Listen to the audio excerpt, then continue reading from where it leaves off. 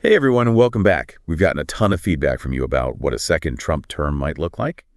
And wow, there's a lot to go through. We've got YouTube videos analyzing potential policies. We've got reactions from world leaders and even some deep dives into potential power plays. So, we're not here to predict the future or anything, but we do want to equip you with the knowledge to understand what could actually happen, what the potential impact might be, and, maybe even surprise you with some unexpected details. It really is amazing how this election is sending shockwaves around the world, even before, anything is official. Absolutely. And one thing that really jumped out from all the research that you sent is just how Trump is seemingly planning to use executive power right from the start. And we're talking about Schedule F here. It sounds pretty intense. Yeah, Schedule F is it's basically an executive order that could give Trump a lot more control over hiring and firing federal employees, especially in agencies like the Justice Department, the State Department, even the FBI. Wait, so you're saying he could replace career government officials with people who are loyal to him? That sounds like it could really upend the whole system. Yeah, that's the concern. I mean, we could see a major shift in how these agencies operate, how investigations are conducted, even how foreign policy is shaped. I mean, just imagine the impact if agencies that are supposed to be independent become filled with Trump loyalists. I mean, yeah, that's a little unsettling to think about. And it's not just about who he appoints either. Your research also highlights his focus on law and order, and especially all this talk about using the Insurrection Act. Right. He has been very clear about his willingness to deploy federal forces, including the National Guard, in cities that are experiencing unrest. He's even said that he regrets not doing more of that during the George Floyd protests. Oh, wow. So you have to wonder, what would that look like in a second term? Yeah. How would protests or even peaceful dissent be handled? Yeah, that's a big question. And speaking of big questions, you sent over some information on this thing called Project 2025. It sounds like, honestly, something straight out of a political thriller, right? But it seems like it could be more reality than fiction. Yeah. So Project 2025 is this 920-page document that was put together by the Heritage Foundation, and it's backed by over 100 conservative groups. And get this, over 140 former Trump staffers are actually involved in it. And they've been actively training people to fill government roles, almost like they're already staffing a future administration. Hold on. So even though Trump has publicly said that Project 2025 has nothing to do with me, there's evidence to suggest otherwise. Exactly.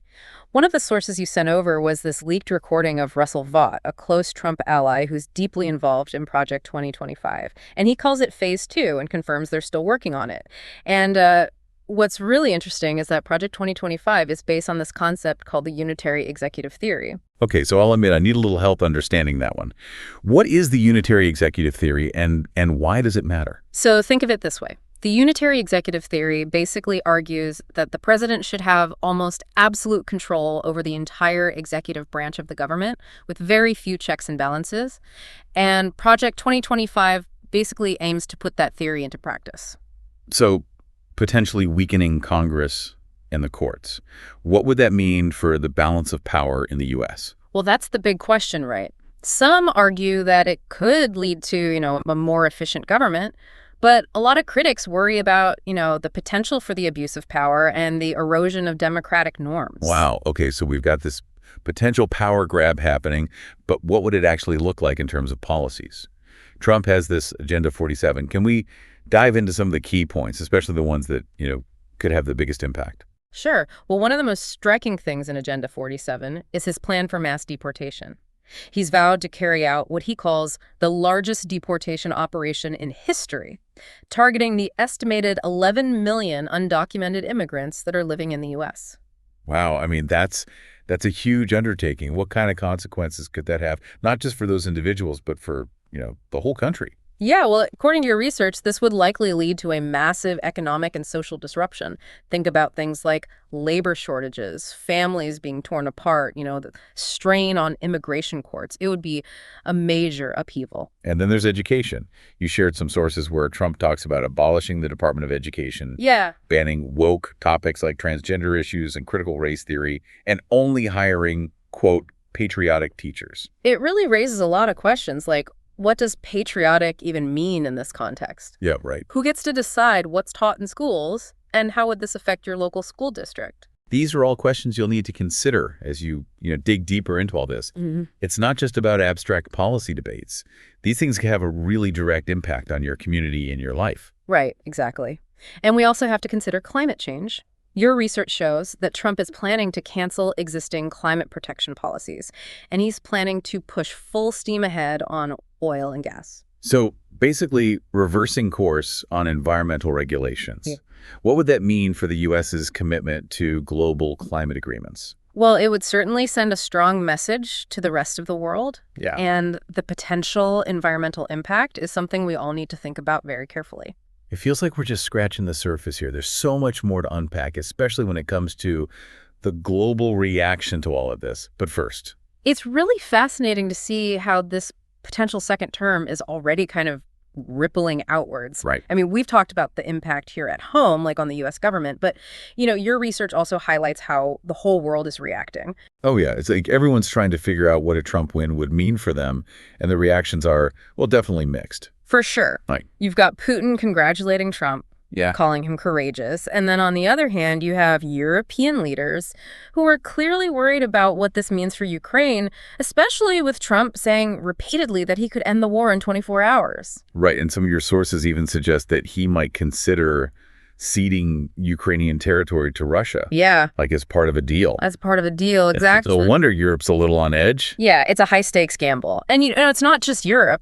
Right. You've got Maduro in Venezuela and even, surprisingly, the president of Argentina all sending these positive signals about a Trump return. So, like, what are they hoping for? Is it just about weakening the U.S. Right. on the world stage, or are there, like, specific benefits they're looking for? Yeah, it's probably a little bit of both. I mean, a Trump presidency could mean sanctions relief, a shift in alliances, or just a less predictable, less engaged America on the global stage, which, I mean, would benefit some of those leaders. Yeah. Okay, so we've got this, like, complex geopolitical puzzle playing out. Uh-huh. But there's another twist that really surprised me when I was going through all of this. Yeah. You included some articles about Silicon Valley's reaction, Oh, yeah. and it's not what I expected at all. Yeah, it's a fascinating shift. Silicon Valley has traditionally leaned very heavily Democratic, Right. but now we're seeing this growing number of tech leaders who are actually supporting Trump. I know. It seems like just yesterday, like everybody was criticizing his stance on immigration, on climate change, on, everything. But now you've got like Elon Musk, who used to be a pretty vocal critic of Trump, Yeah. now donating like tons of money to his campaign. What's going on? Well, I think it's a mix of factors. Some of these leaders are really driven by people like Peter Thiel, who, well, they see the Republican Party as more aligned with their views on things like deregulation and technological innovation. And then you've got others who are just kind of disillusioned with what they see as the Democratic Party's, embrace of so-called woke ideology. So they're basically saying they feel more at home with the Republicans now. Yeah, I mean, that's a pretty big change. It is a huge change. And, it's creating a real divide within Silicon Valley. You've got this, pro-Trump faction, often associated with what they call the PayPal mafia, and they're clashing with, the more traditional liberal tech establishment. So what could that mean for things like tech policy and regulation? Would a second Trump term mean basically a free-for-all in Silicon Valley? Well, it's hard to say for sure, but it would definitely create a much more, complex landscape. We could see a big push for even less regulation, a shift in priorities when it comes to things like AI development and data privacy, maybe even a more aggressive U.S. stance on digital censorship. So much to think about. But let's go back to Project 2025 for a second. There's this one detail that really stuck with me. You included this quote from Russell Vought, where he's talking about wanting to, quote, destroy their agency's notion of independence, which is, It is. It's a pretty chilling statement. it's really chilling, yeah. And, it goes straight to the heart of what Project 2025 is really all about. Right. I mean, they want to fundamentally reshape how power works in the U.S. government, give the president much more direct control over the entire executive branch. But isn't that kind of dangerous? What happens to accountability if the president can just control everything? That's the big question, right? And it's something that, you, the listener, really need to consider.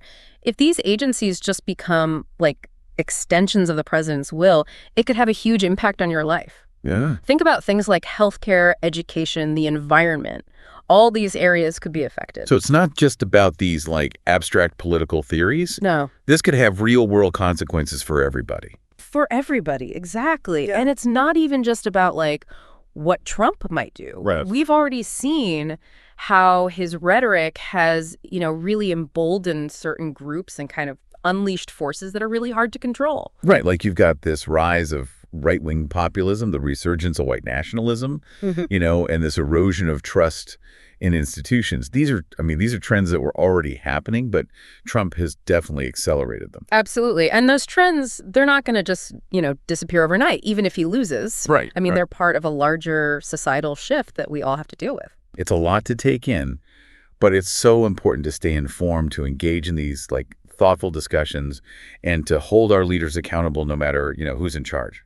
Absolutely. Knowledge is power. And the more you understand about these complex issues, the better equipped you'll be to, navigate the future. Okay, so we've covered a lot of ground, but there's still more to explore. Your sources also mentioned some pretty surprising developments in the world of economics. You're talking about how those economists have gone strangely silent since Trump's reelection. Exactly. A lot of them were very vocal critics of his policies during his first term, but now it's like they practically disappeared from public life. It's kind of eerie. Yeah, it is. It's a little strange. And it really raises some important questions about the role of experts in a democracy, especially when you've got a president who so often just ignores their advice and even attacks people who disagree with him. So is this self-censorship? Are they being pressured? Or have they just genuinely changed their minds? I mean, it's really hard to say for sure, but one of your sources might shed some light on this. You're talking about that leaked memo from that prominent conservative think tank. Yes. It basically outlines this whole strategy for encouraging economists to adopt a more favorable view of Trump's policies. And the encouraging, well, it seems to involve everything from offering these lucrative speaking engagements to almost subtly threatening to withhold funding. Yeah, it's a pretty blatant attempt to, shape the narrative and silence dissenting voices. Yeah. And it really raises concerns about the erosion of academic freedom and the role of, independent expertise in our society. Right. If experts can be pressured or, even manipulated into supporting a particular agenda, then how can we trust any of the information we're getting? Yeah. How can we make these informed decisions as citizens? It's a very valid concern. And, it really underscores the importance of critical thinking, media literacy, and seeking out those diverse perspectives. Right. We can't just take things at face value. Yeah. We have to be skeptical, ask questions, and challenge those in power. Right. It feels like the stakes are higher than ever. Definitely.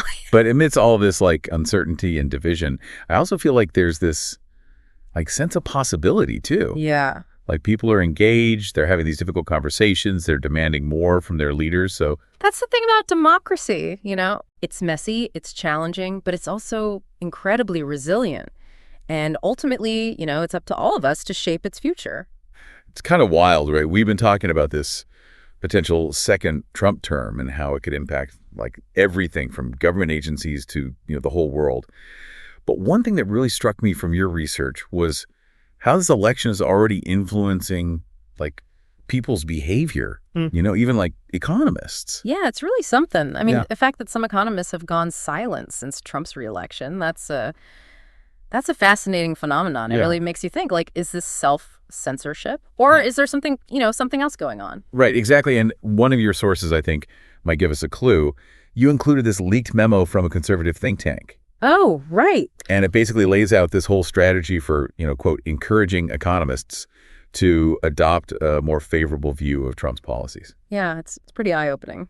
It is. The memo talks about, encouraging economists to take a different view of Trump's agenda. Yeah. But the methods that they suggest are, they're more about pressure than encouragement, really. Oh, for sure. They talk about offering these lucrative speaking engagements, research grants, to people who will support Trump's policies.